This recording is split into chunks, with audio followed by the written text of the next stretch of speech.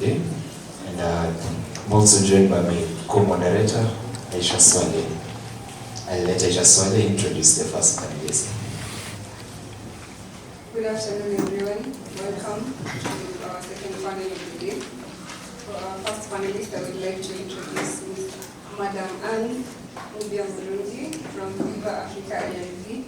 She is the managing partner and an advocate of the High Court of Kenya, with 15 years of experience advising on transactions, providing a balance between commercial requirements from a business perspective and practical legal, financial, and tax solutions. She was also recognized in a 2021 publication by the KRA as one of Kenya's leading women in the field of taxation. A round of applause for me, Madam.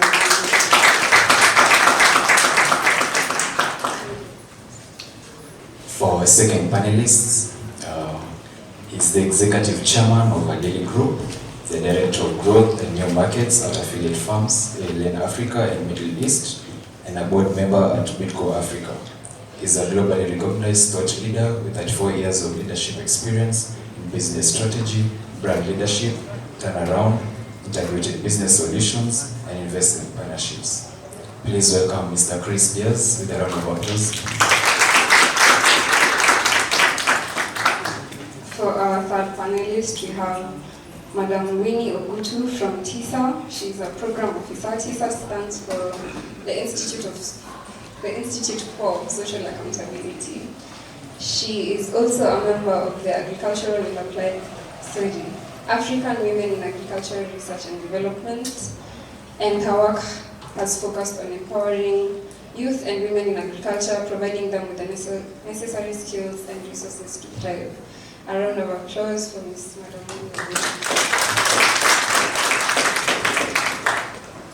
Our fourth panelist is the manager at the Center for Green Growth and Climate Change and Center for Energy Efficiency and Conservation at the Kenya Association of Manufacturers. He's a mechanical engineer who is registered with the Engineers Board of Kenya and has over 9 years experience practicing in the energy field, and is accredited with the Certified Energy Manager International with the Association of Energy Engineers, and is a Class A licensed energy auditor with the Energy and Petroleum Regulatory Authority. Please put your hands together for Mr. Dennis Karaoke.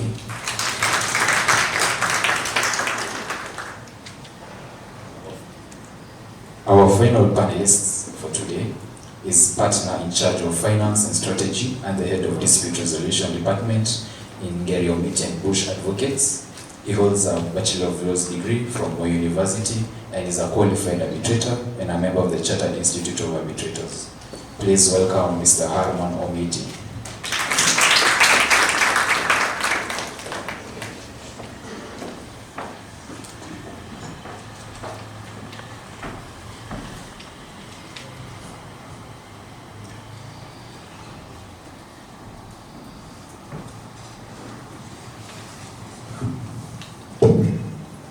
Our discussion today is mainly about the green economy and about the intersection of environmental and fiscal sustainability. And today we are privileged to have a wealth of knowledge from our panelists. And to begin us off, will maybe Mr. Dennis give us his perspectives on the government's view on the green economy and how environmental and fiscal sustainability issues are managed by the government.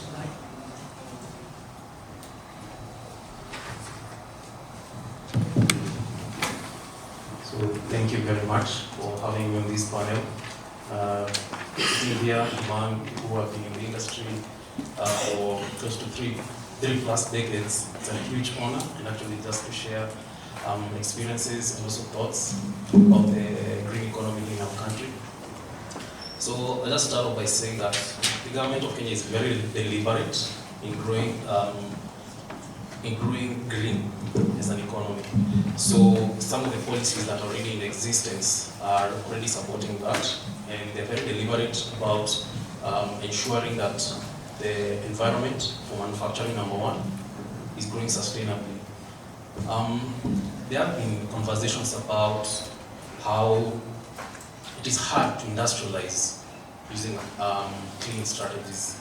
That if Europe, Asia, Americas destroyed the environment to industrialize, and why we've been denied the opportunity.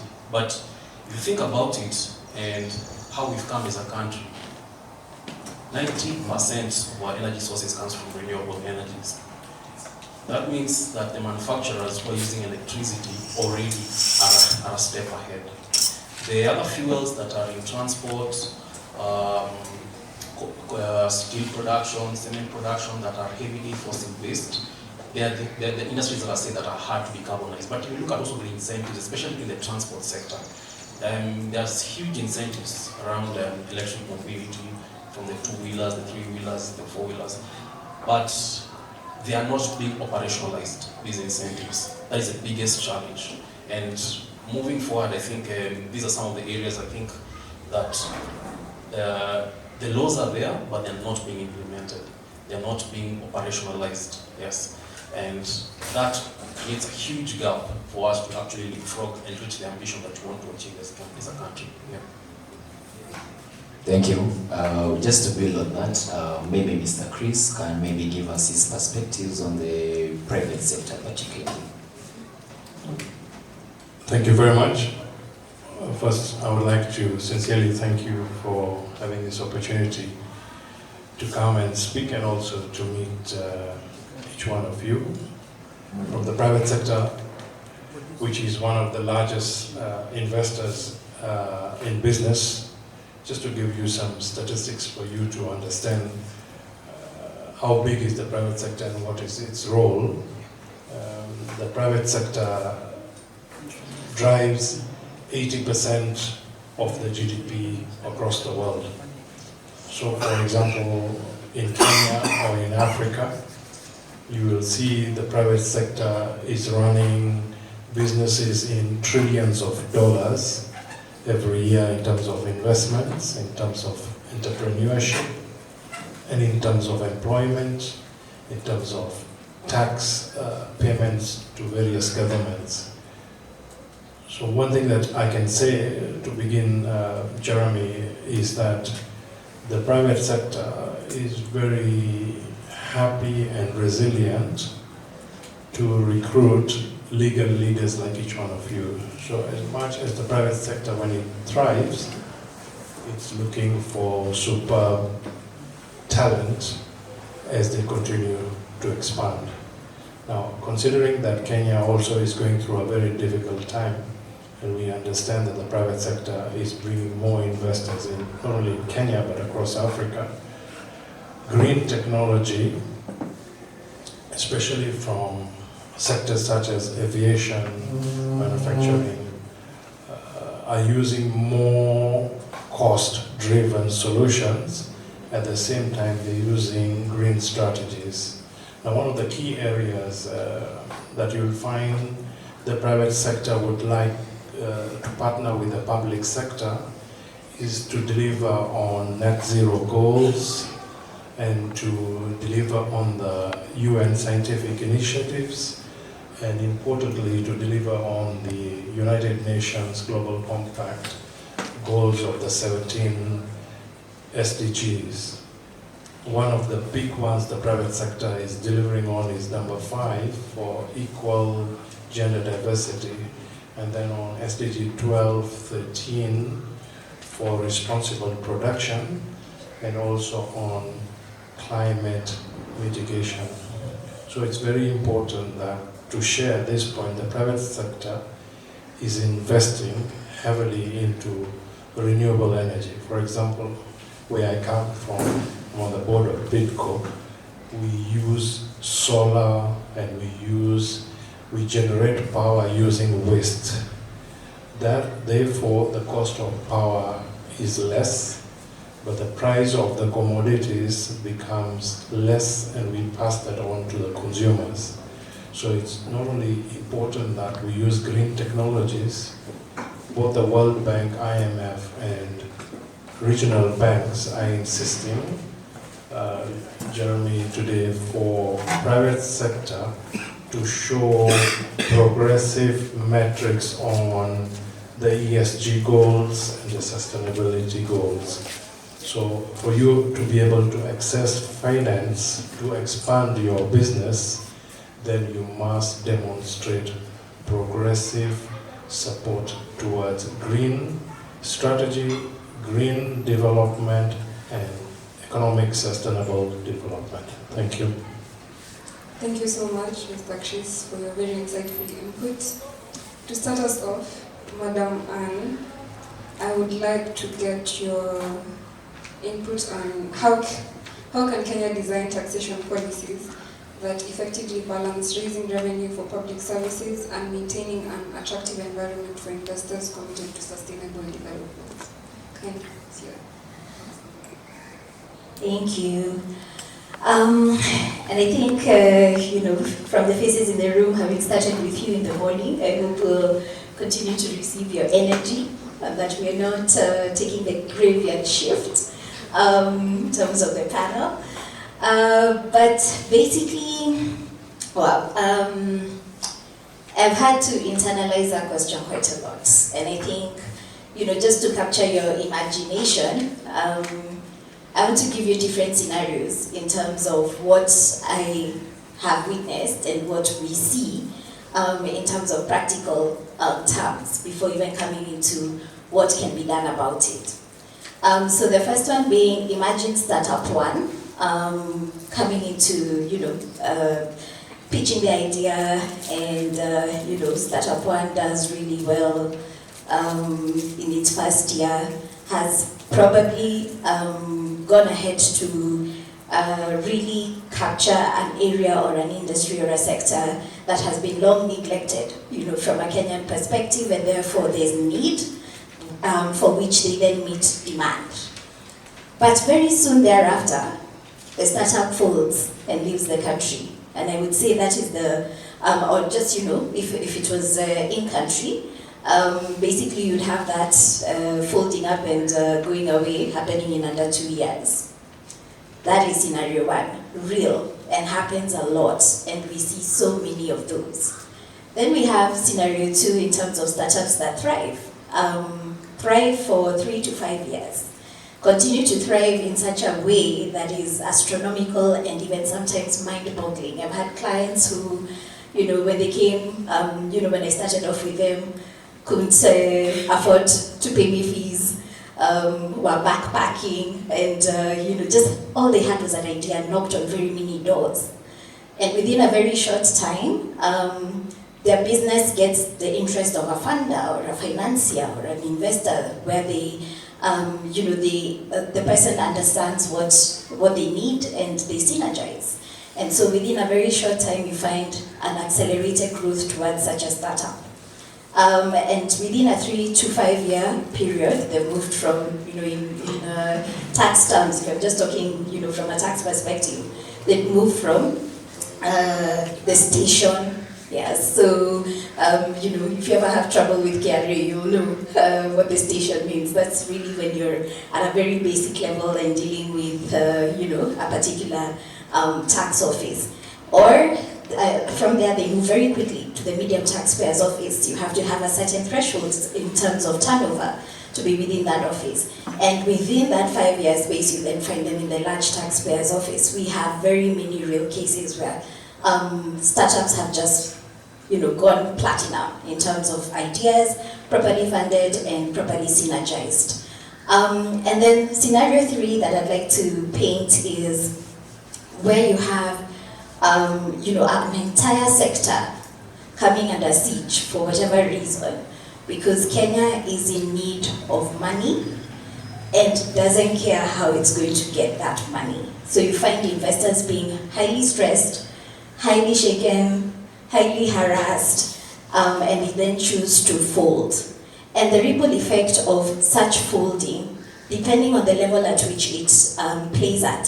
So assuming that it's a sector-wide investment fold, it has real knock-on effects to the ground. So you find employment disappears. You find even those that were funding the opportunities, nothing to fund anymore. You find money and glut, stuck, just stuck scenarios, just because we do not have sight of the bigger picture as a country in very, very many ways. So if you ask me, how can Kenya design its taxation policies? I'll tell you, we need to go back to the basics. The basics. So we need to start from the point where we actually understand what works for us as Kenyans with our very peculiar habits, which, by the way, I've learned a lot from my clients. We have very peculiar habits as Kenyans. We need to understand those peculiarities and how do they work for us as a country. How does that then, help us in terms of the taxes that we bring on board and the policies that we create? That's a basic fundamental. Secondly, we need to understand why are we where we are today and what do we have to our advantage. One of the things that very many of my clients have done and love about Kenya is the highly educated workforce. So over time, we've really spent time developing skill sets and teaching everybody really service-based, empowering our people from a services-based perspective.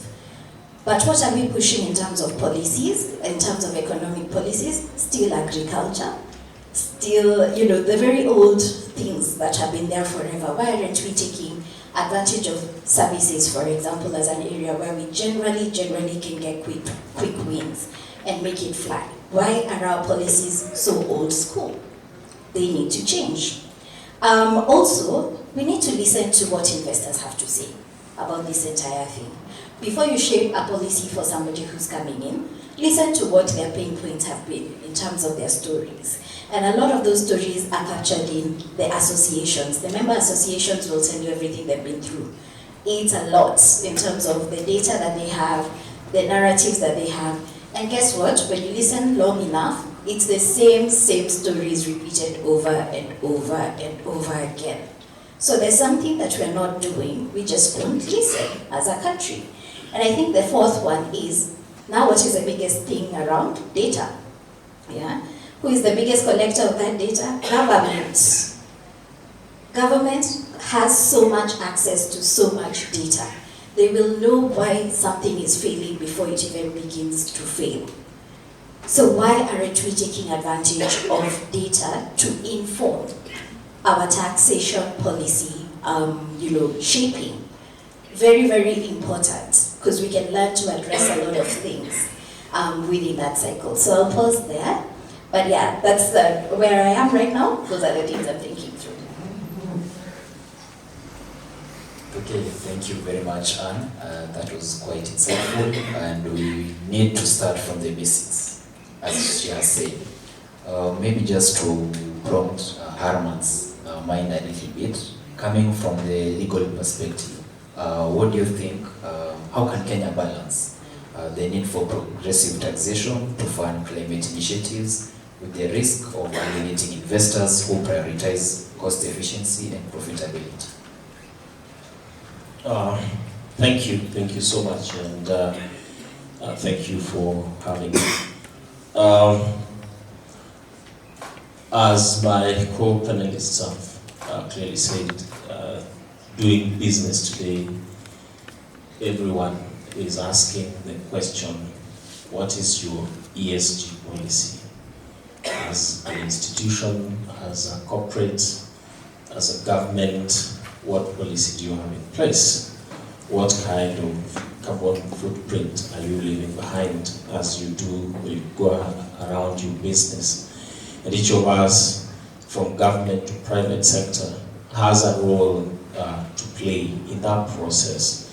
Now there are two perspectives to it. One, as a legal practitioner, we are moving into the new and emerging areas of legal practice, and currently ESG is one of them. So that if I am advising a client on mergers and acquisition or capital venture, or just a way of getting financing for a project, I need to be alive to this and perhaps ask such questions as to what exactly this client is putting in place to ensure that at the end of the day, the business that they're doing is ESG compliant.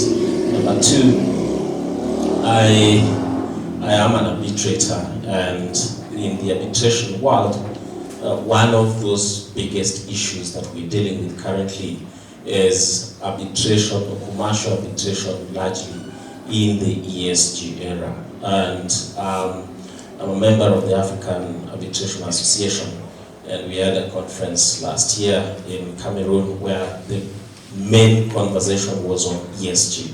And the question is, what is the law or the lawyers doing? And what are we as arbitrators doing to contribute to this conversation?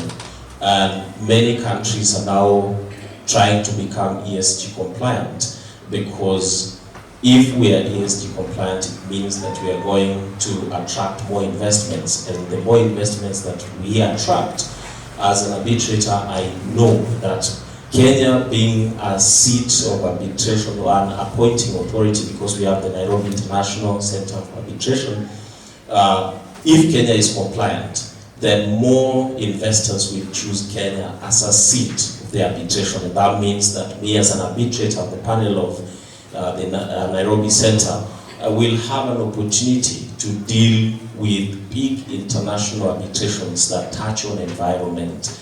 But beyond that, beyond Kenya being compliant, I as an individual, as a legal practitioner, as an arbitrator, what contribution am I making?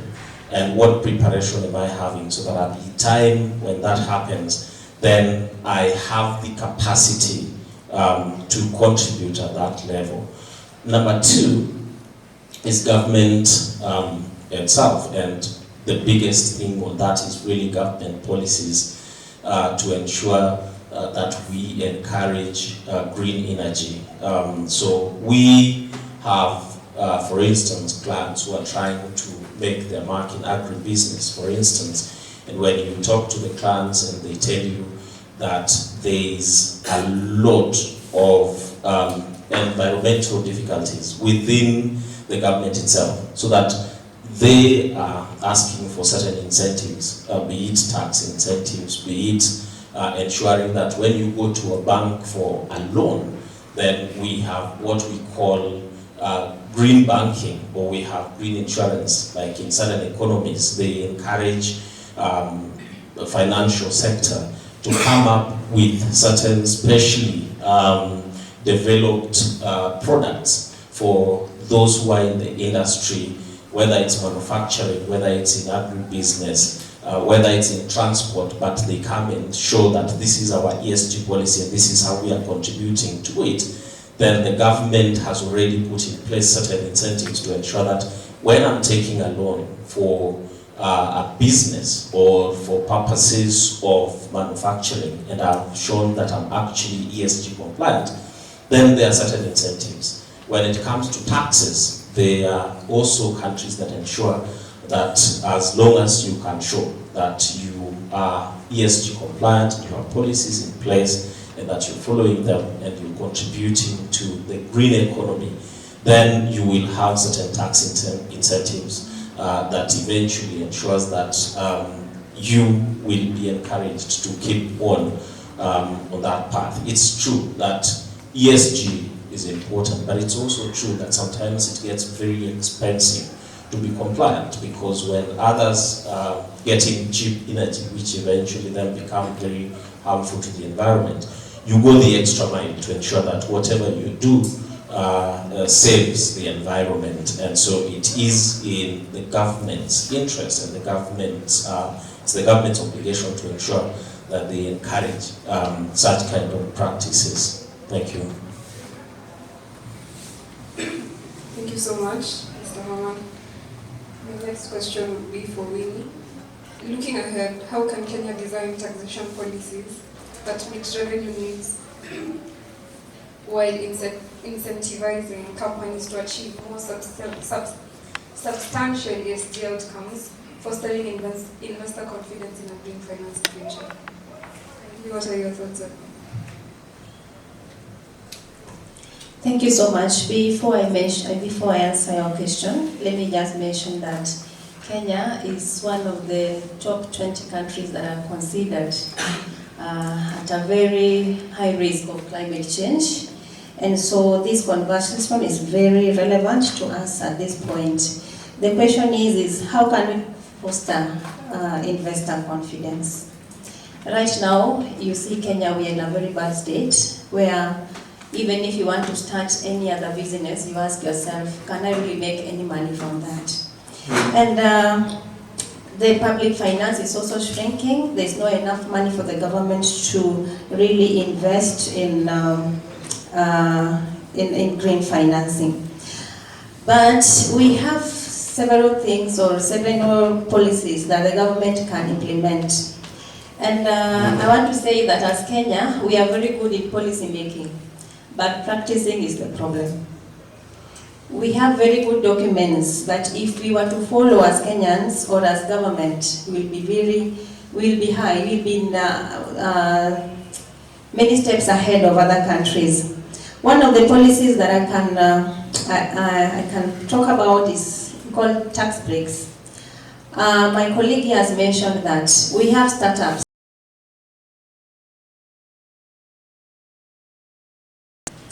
of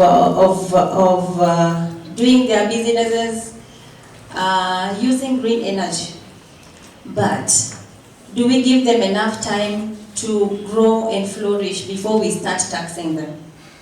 That is the question. From where I sit as the person who works in social accountability, do we give them time so that they grow before they are given the taxes? So tax breaks is very important. It's also in our policy document as a country. But do we actualize it? Do we practice it? Let me mention as well that taxation in Kenya simply requires transparency. I think one of the problems we have is how the money is utilized. As a business or as an investor, if I invest in Kenya and I'm paying tax, I need to see that tax translating to something that benefits me. For instance, we can have good roads. If I've been invested in Kenya and I'm transporting my goods, do I have the good roads? So what we are talking about here is about the transparency in our taxation policies. It's about the predictability of our taxation. Our taxation our taxation policies should be very transparent, should be inclusive. Are the investors involved when we are formulating these policies? So that the Kenyan government, we can listen to their concerns. We can listen to some of the things they think that are going to hinder them. As an investor, I'm the one who understands where this tax is going to push me. I understand, I'm the one who addressed, their concerns are addressed in real time. So, another thing that I can say is about we need to have progressive taxation. That has been mentioned before, but do we have like a scale, like if I am a small investor, small scale, not that you are very small, but a small scale investor, tax me according to my size. Tax me according to my what? To my size. And again, the investors should be exempted from certain taxes. I have invested in Kenya and just have a few employees. But you see, I have to contribute in so many things. She, and these things, they affect the cash flows of the investor. So even as we develop policies, we need to make them friendly to our investors so that they have confidence in our economy. Thank you, Winnie, for that. And just to maybe get a further clarification, especially from the government's perspective. So to Dennis, what principles should maybe guide the government to ensure that fiscal measures aimed at environmental sustainability do not inadvertently erode investor trust in Kenya's economic stability? So I'll just build on what Winnie and Anne have just said. Number one, Anne mentioned something to do with data. And if you want to continue building investor confidence in this particular country as a green hub for a green economy, then this data has to be managed well, number one. It has to be transparent.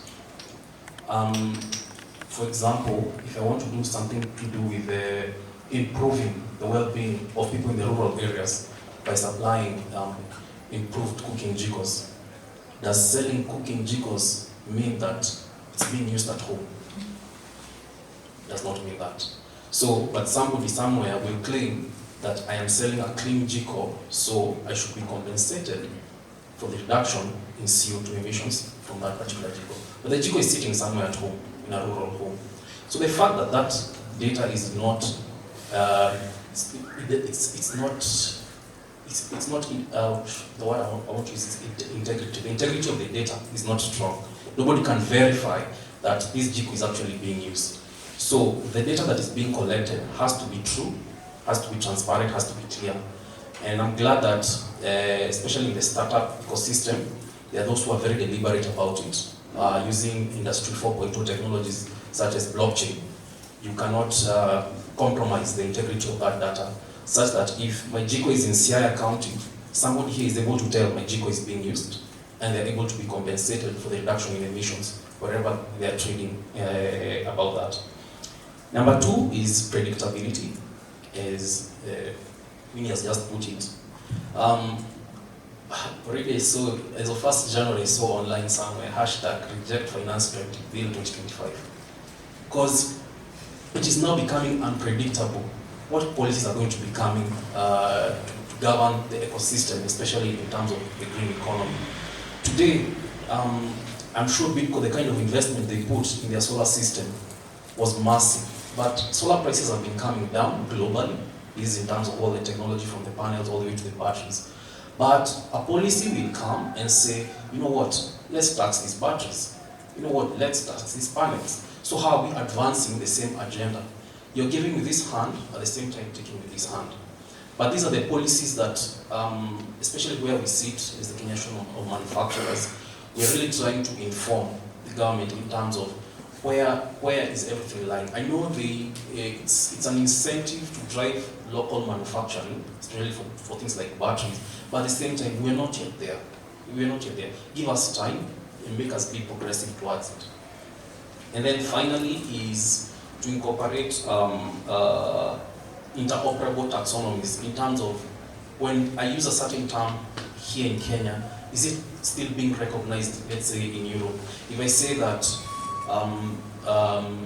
the carbon footprint of my product here in Kenya, is it being recognized in the European market?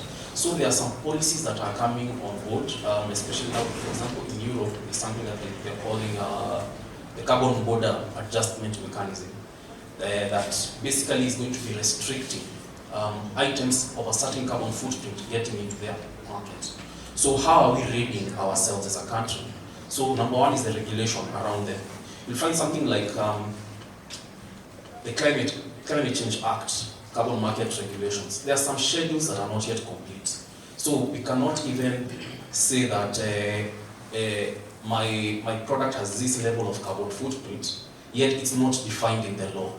So when I go outside there, and I was told that if I produce my product sustainably, I'll be able to access a better market out there. But when I reach there, I'm told, no, it does not meet a certain standard. So what is the standard?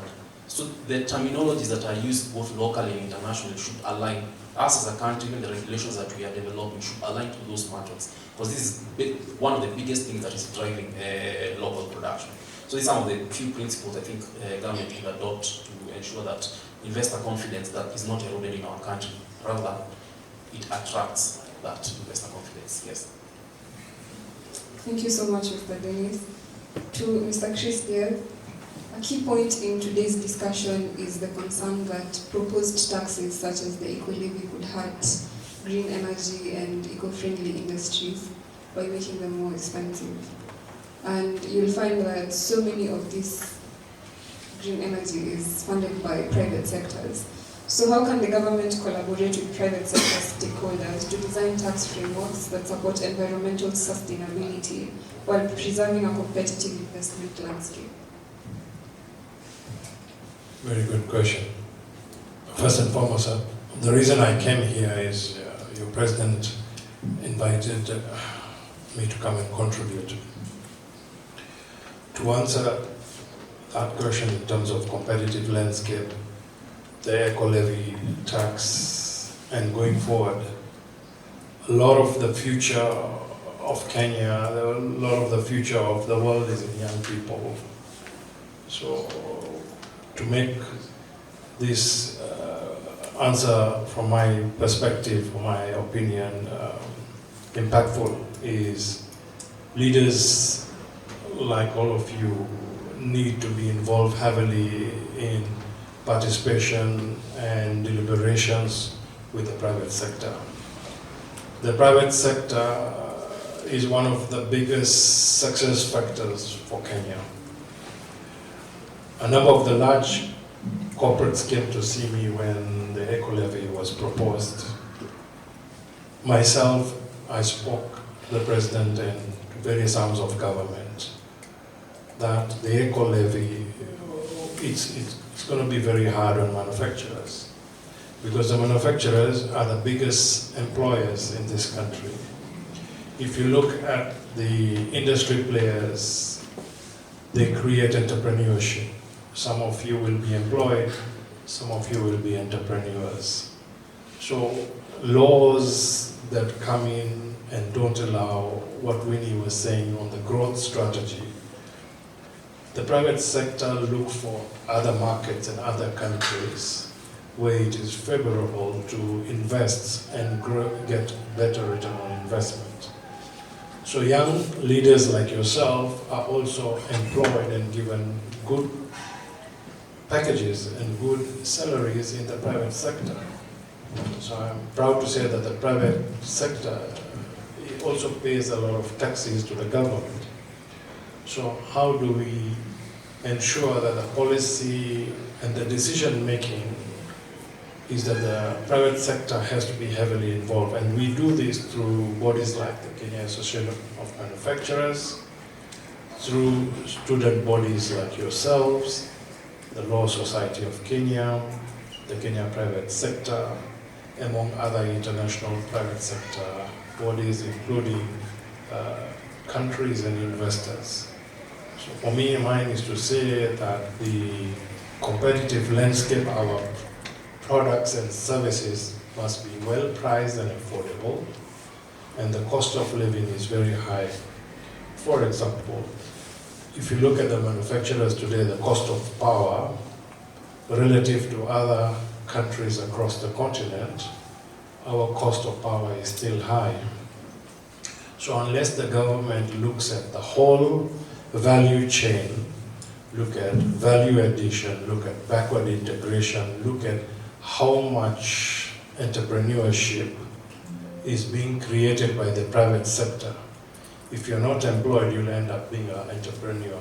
So it's very important that the government engages and takes a longer deliberation to understand the growth of the economy, the economic transformation that is done by private sector. And I'm grateful to be here because what I can say on behalf of private sector, they're very keen to see each one of you progress, each one of you to be top talent. Kenya has amazing talent. So how do we get this talent is we come to universities and we look and we talk to prof there and we talk to, and the private sector is looking to absorb leaders from the universities and employ them. So it's very important that in such discussions, just be reassured the private sector wants a competitive landscape, wants a friendly tax policy, but also would like to see young people, not only highly educated, but to be recruited in the private sector. Thank you. Precisely so. So I'd like to engage our audience a little bit. So if there are any questions as far as we have reached, please feel free to raise your hand. Yes, Prof. Because thank you so much. So because I'm young and talented, Chris, you are getting my job applications. I would like to. I have one comment on the tax breaks. Isn't it that we apply those tax breaks in the areas we should not apply them, and we do not generate funds to support the startups? So, to give you an example, we have tax holidays, 10 years in export processing zones, for a very low old school, who said old school? Old school, yeah. For a very low value addition old school activities, namely importing fabrics from India and Bangladesh, stitching them and exporting them under AGOA to United States, so that the manufacturers from there can bypass the high tariffs. So this is one thing. So we are there also so-called incentives, yeah, which is cheap energy, which basically means that me, a poor lecturer, yeah, has to subsidize big enterprises in the export processing zones. So I'm quite shocked, because I know all of that, and now I'm hearing that startups, young entrepreneurs, yeah, who have the ideas, have to pay full taxes, while the giants, mostly foreign companies, not mostly, yeah, engaged in this type of activities, are being given tax holidays. I am personally outraged about this, so perhaps you can comment on this, you share my rage. And then I have a question to Anne, because you said something, and I'm very interested. So what peculiar habits, number one, if you can just name two, out of interest, and the stories that are being told over and over again, if you also can have one or two. Thank you, sir. Thank you, Prof, for that. Any other question?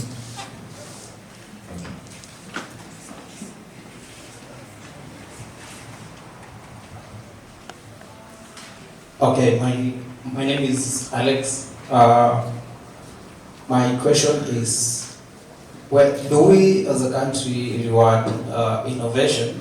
Because the reason why I ask this is because a while back we had there was a guy who was arrested after flying. He made an aircraft out of a motorcycle engine and he flew it for a while. Then when he landed, the first thing that was done, he was arrested. I still don't know where he went, but that shows, what does that show about us as a government, as the private sector? How do we reward innovation within our country? Yeah, thank you. Thank you, Alex. I think I now hand over to the panel. Oh, two more. Okay. Oh, okay. My name is Wandia, and as per the discussion, there is a lot of heavy rather connotation to investors. What about the local communities in that particular area where these manufacturing industries are meant to be situated? Because under investor law, it seems to, or rather, it does protect mostly the interest of the investor. It looks to see, okay, what can we do for them to be attracted to us as a country? But again, questions come up as to what about the local communities serving in that particular area? As Prof has commented, the costs of energy are being borne by the consumers, by the local communities who are us. Therefore, what steps should be taken to ensure that there is a balance between the investor, whatever the investor rights or rather needs may be, and also the needs of the local communities around the areas that the investors seek to invest. Thank you, Andia. And the final question. The last question.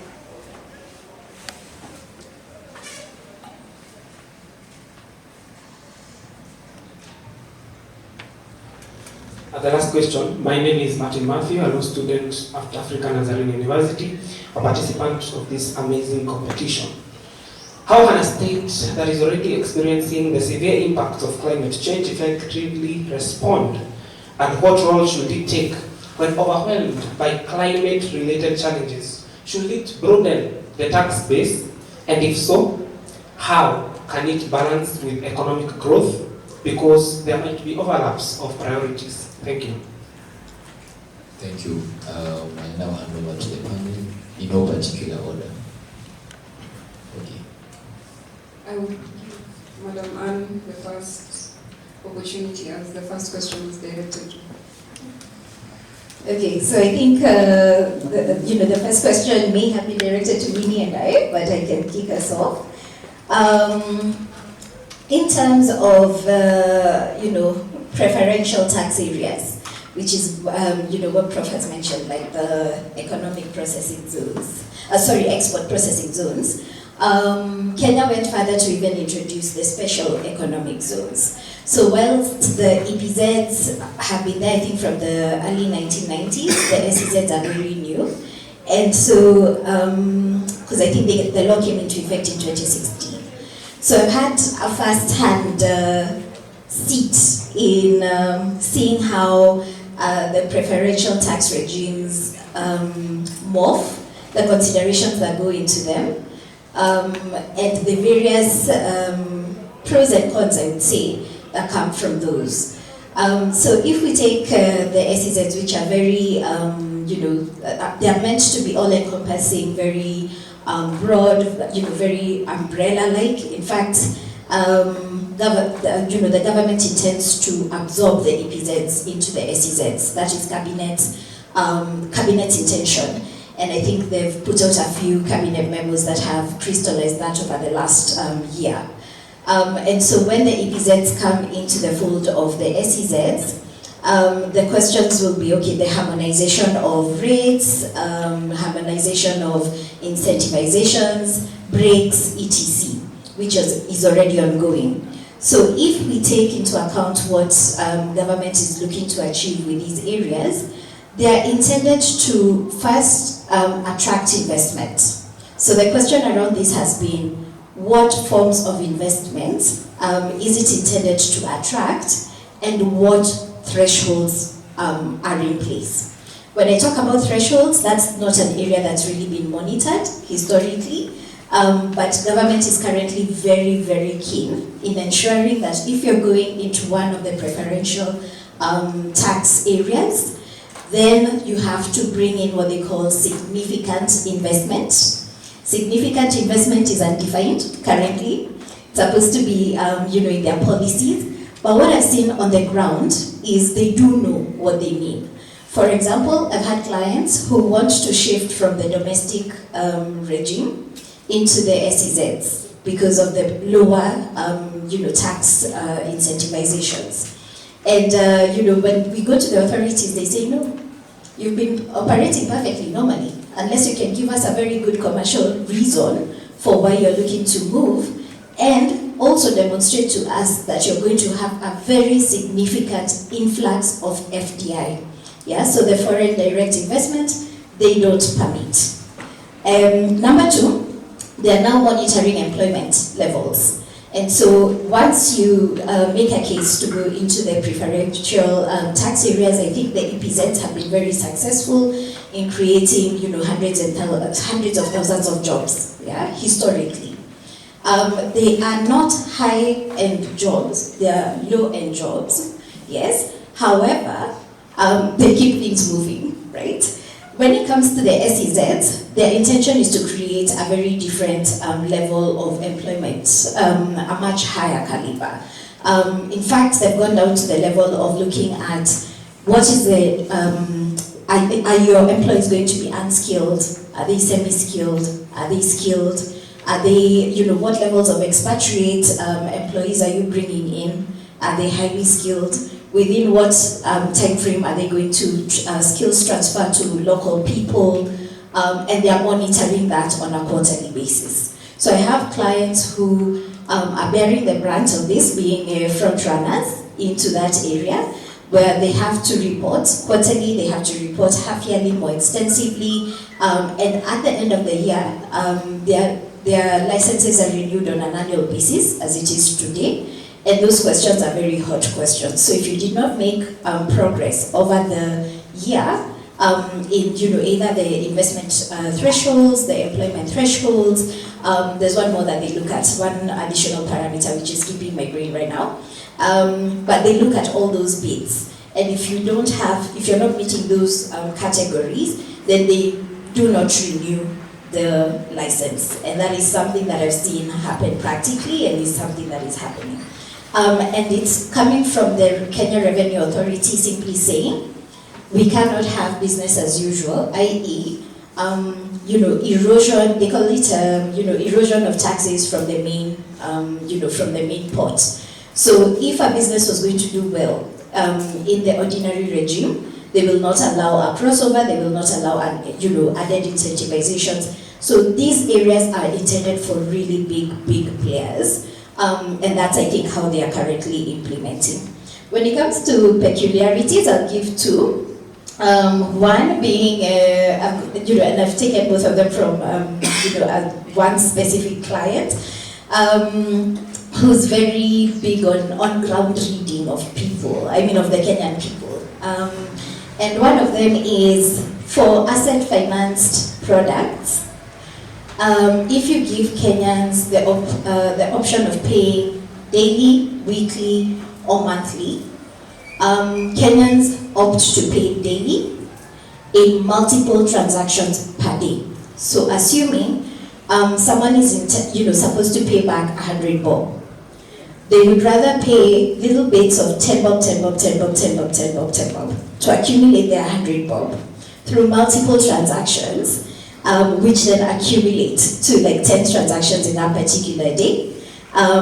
Usually it's for like 1,000 shillings, yeah, 1,000 shilling payments. They keep at the 100 in order to come under the fees, yeah, the transaction fees for the mobile transaction that would be happening at that point. So that's one thing. Because whenever the Revenue Authority asks for statements, their M-Pesa statements upon audit, these particular financiers have a very, very difficult time. They have millions of transactions per month because of our peculiar habits as Kenyans. The second one is how we love phones.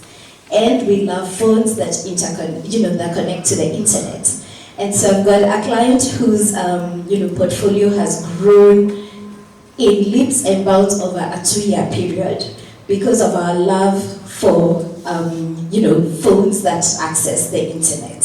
And so on average, in a country where we are saying, we are very broke, we are very, very, very, very broke, yeah, as a people will spend between, roughly around 15,000 shillings on a phone that they are accessing finance to.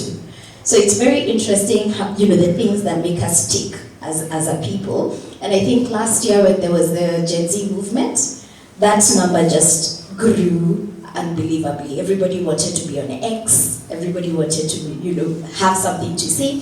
And it's not in the main towns, it's across the entire country. Yeah. So those two things. Thank you, Anne. Second question on, I think, do we reward innovation? Okay.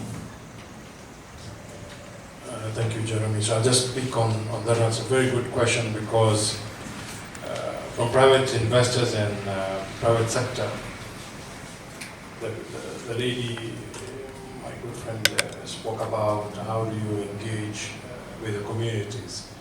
So I just want to give an example. For example, East African breweries, Bitco, Sassini, some of the larger investors and manufacturers, they give out contract farming opportunities to the community.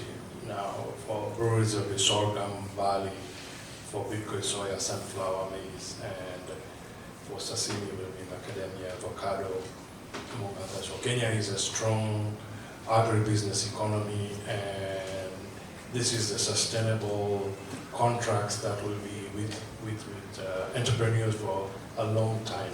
It's not a short term. So these are opportunities where the communities can benefit from revenue generation, but also from agribusiness and from value addition, which are really some outstanding ways of creating entrepreneurship for the young people. Then the other thing that the investors and the private sector does is give the young people opportunities, for example, to be distributors, to be part of the ecosystem, to be part of the transport facilitators and so forth. So you will find the investors always engaging the communities. The second one, which I may touch, and my friend there talked about, is innovation. So most of the universities have incubation centers, and the private sector are very keen in partnering with universities so that they can start the innovation centers across the 47 counties. One great innovation that we must think about as we talk about the aviation business, and my background from the aviation business, is the use of drones, the last mile deliveries. It's not only for Kenya, for the rest of the world. Everybody wants their products with the digital fintech and payments of M-Pesa.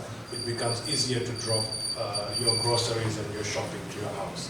So right now there are drone companies that are training young people to be drone pilots. I'm not saying you change your career, but what I'm trying to say, the last mile business is going to be very big for Kenya. To home delivery, where people going less to the shopping malls, is happening in a big way across Kenya and across Africa. So how does this innovation of last mile delivery, including setting up distribution and logistical companies, embracing laws and legal leadership into those investments so that you create solutions for the private sector? Thank you. Thank you, Chris. We had something? Okay. Dennis. Also to make some responses. Yes, actually there is a lot of rewarding innovation. I'm a beneficiary of actually one of the innovation centers station in KU.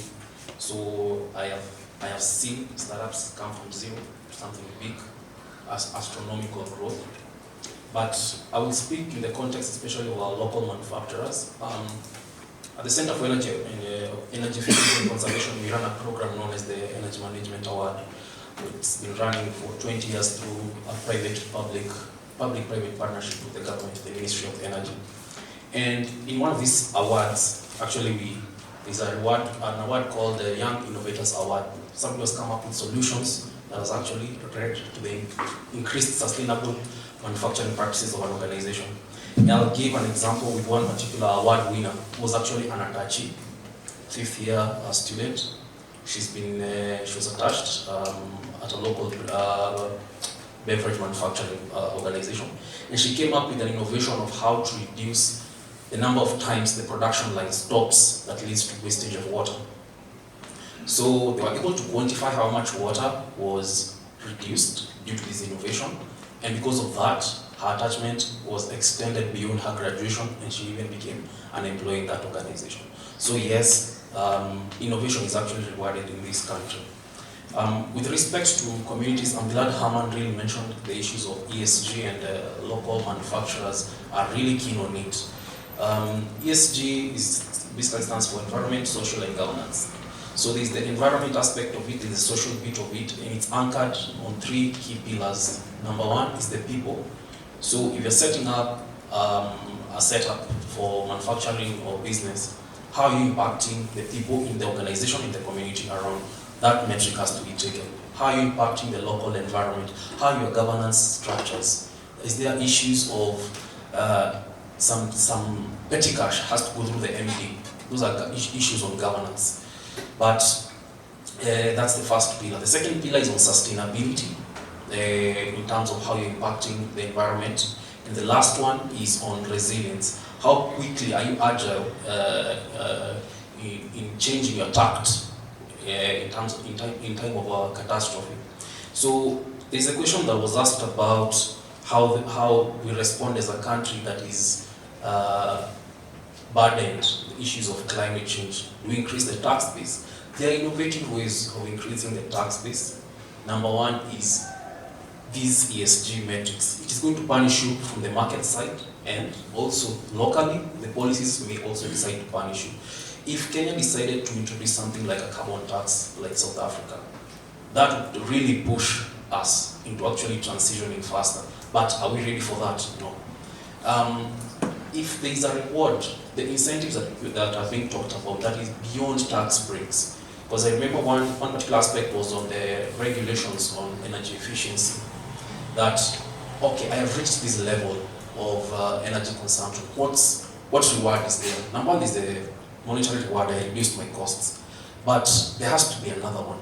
And what I just mentioned at the beginning of the conversation, the good laws which we never use, to be honest, there's a particular law that has been at the CS's desk for the last 5 years. It's draft, it's complete, it's very good for manufacturers, but it's not being gazetted.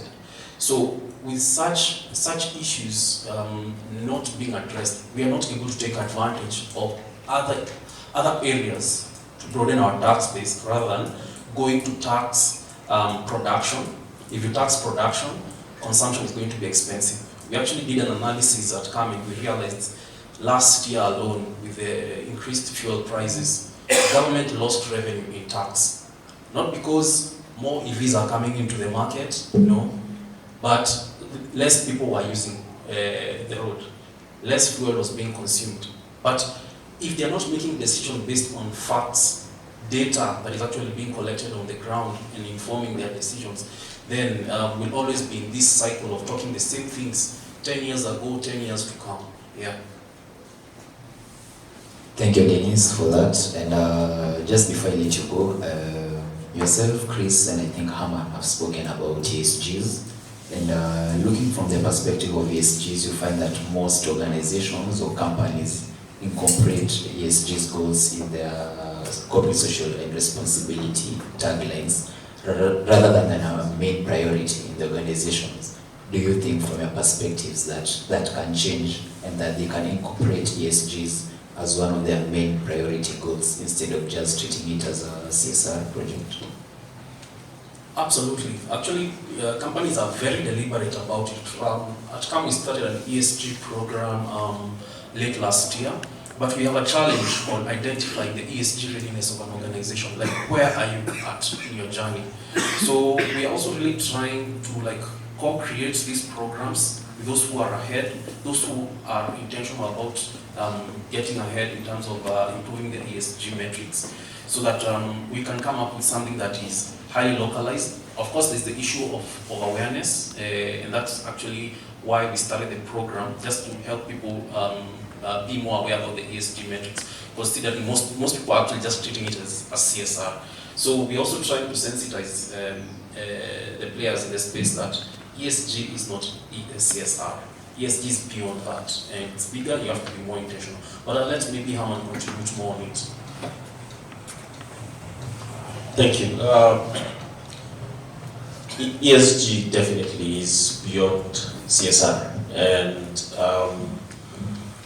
we have moved beyond the point where an organization would simply have a tagline on CSR and say, we are big on CSR, and what do you do about CSR? Because when it comes to ESG, there are even audits on an institution or company to see your level of compliance with ESG, so that a company would then come up with a specific policy on ESG. And so when we talk about, I think there was a question about us talking about investors and what is the place of the local community or indigenous people.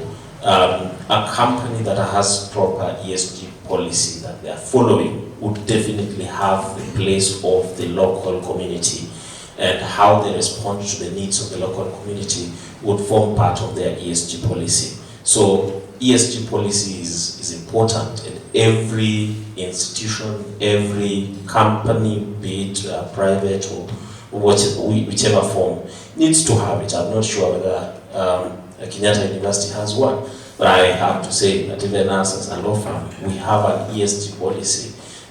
So it's important that we go that direction, because the days of just CSR statement and moving on from there is long past. Thank you. Thank you so much. As we wrap up, I would like to invite each of our panelists in a brief minute to give us their final thoughts.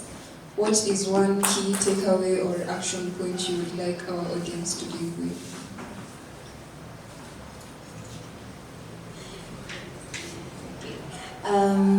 Sorry, I was asking if I'm the first. So final thoughts.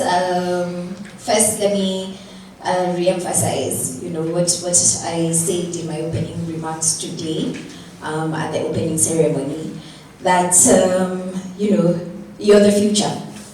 And if you keep a lot of these things boxed in or hidden in terms of your gifts, your talents, your thoughts, your ideas, then nobody really, they'll remain exactly that. Somebody else is going to come along from wherever else in the world and implement those things or voice them. They look brilliant, yet you had the idea and you had the answer to a lot of those things.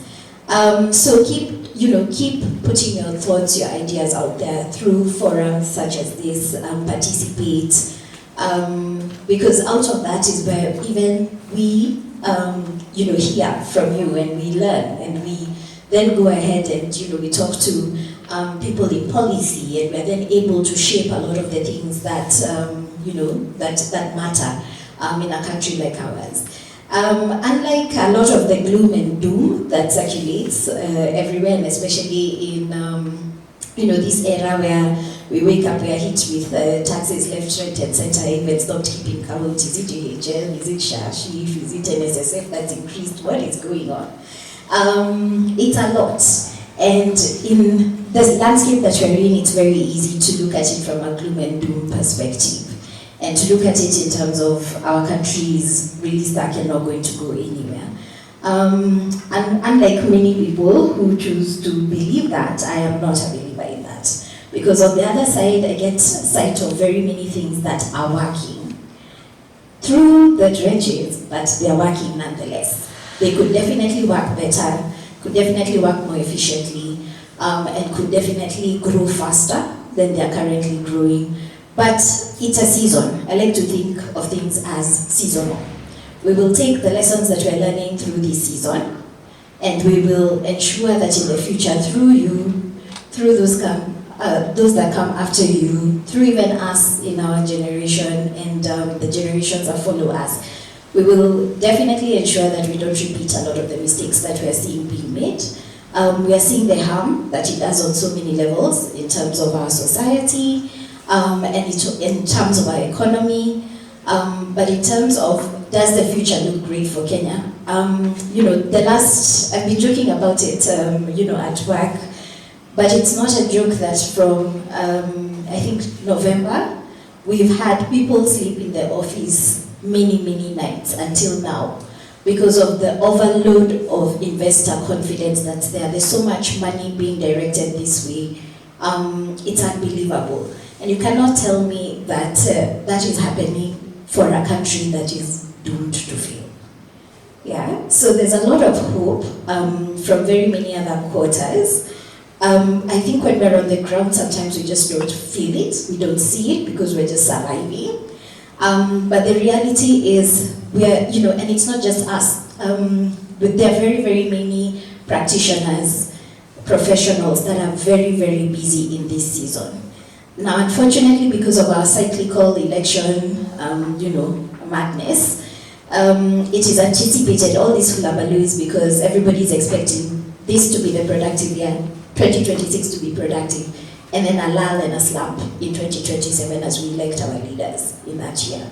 So until we get to shape up some of those things that become cyclical and affect us, every 5-year cycle, why should investors predict that something is going to hit us and make our economy dead for a year, and then we reignite it with so much energy thereafter?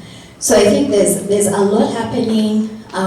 Put your mindsets in the right place. Look at your lane. I like to tell those that work with me, choose your lane, run your race, and run it excellently. That's all you can do for yourself.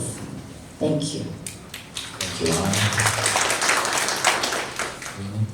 I want to mention something. Just forgive me. There's a question that has not been answered on the other side. There's a participant who was concerned that do we have to increase the tax base in order to achieve climate sustainability? And I would like to say that there are other innovative ways to do that. We know that as a country, the government of Kenya sometimes gives treasury bonds to raise funds to finance the budget. In some countries also, they have something called blue bonds, where investors come and they put money, and that money is only meant to address issues of marine protection. And through that, the investors get their interest, but again, you find that the marine is protected and more money is accumulated to grow the economy.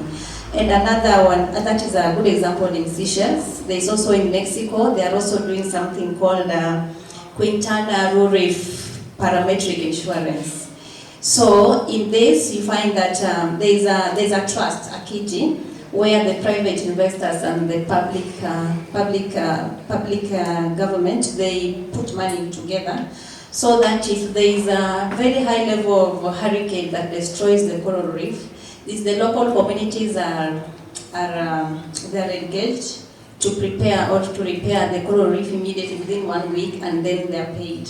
So it is a plus to the economy, it's a plus to the investors along the coastal lines, and it's a plus to the local community because they get to earn some money for their livelihood. So I would like to say that there are other ways. So just as Madam has said, that we should not lose hope. Our economy is stable, only that we need to practice some of the policies. Some of the things you had me mention are enshrined or they have been developed in, there's a document currently in Kenya called the Green Financing Framework. It's in the Ministry of Treasury. So it means that there are experts already in the Ministry of Treasury who understands some of the alternative ways of raising income and revenues so that Kenya is not burdened with taxes. Finally, let me say that as a parting shot, attaining climate sustainability will help us as a country, because you realize that Kenya, we are blessed with resources. So if we can invest in climate sustainability, it means we'll have more jobs. Our future will be sure, because we'll not be having worries of climate change. And even the young people will have confidence in our country. So that means that we can manage it with good taxes policies. We can manage climate sustainability, and it's a call. It's a call to the Kenyan government that we practice even some of the things that are enshrined in. There's a document called the Energy Investment Plan 2030 to 2050 that promises 500,000 jobs for the youth. So it's something we can push for as young people, as brilliant minds, so that we have a climate sustainable country. Thank you. Thank you. Mine are two as we come to a close. One is that as we discuss green economy, one of the biggest concerns and considerations is transparency and accountability. And I believe that this conference is dealing with that as one of the issues. I once advised a client who wanted to invest in renewable energy through waste that we collect in this country in different cities. So they wanted to recycle waste. This client came from Turkey, and they wanted to negotiate with the county government. They said, we want to start with 2 counties as a pilot project, so that at the end of it we can then spread it across the country. And when they came, they had 2 first meetings with 2 governors, and they left, they never came back. And when we followed up, of course, because for us that was business, what happened? Beyond the fact that it was an issue that was going to help the country, us investing in renewable energy, this was legal fee. And the client told us that in those 2 meetings, 2 different governors, the response was the same. What is in it for me? And the moment the answer was not what was expected, there was no goodwill. And so it was not possible to continue. So it's very important that we look at it from the perspective of accountability and transparency for the investor confidence, for them to come and invest in renewable energy. Number 2, and lastly for me, when we talk about green economy, at the center of green economy is innovation. And innovation in this era of technology is done at this level where you guys are. The young people are the ones who are involved in the biggest innovation that we have. And so as we have people in the tech sector, those who are in other areas and sectors studying innovation and how to create different solutions to the problems that we have, as lawyers we are also not left behind. So through research, we can also come up with innovative solutions, because a lot of times the law lags behind. So people innovate and then we realize that something has happened, and so we need the law to regulate that sector. Isn't it possible for us to also continually come up with new ideas to predict where innovation is headed, so that even as lawyers, we already have solutions at the point when we are moving towards the right direction? And you guys are at the center of that. Thank you. Thank you, Harmon.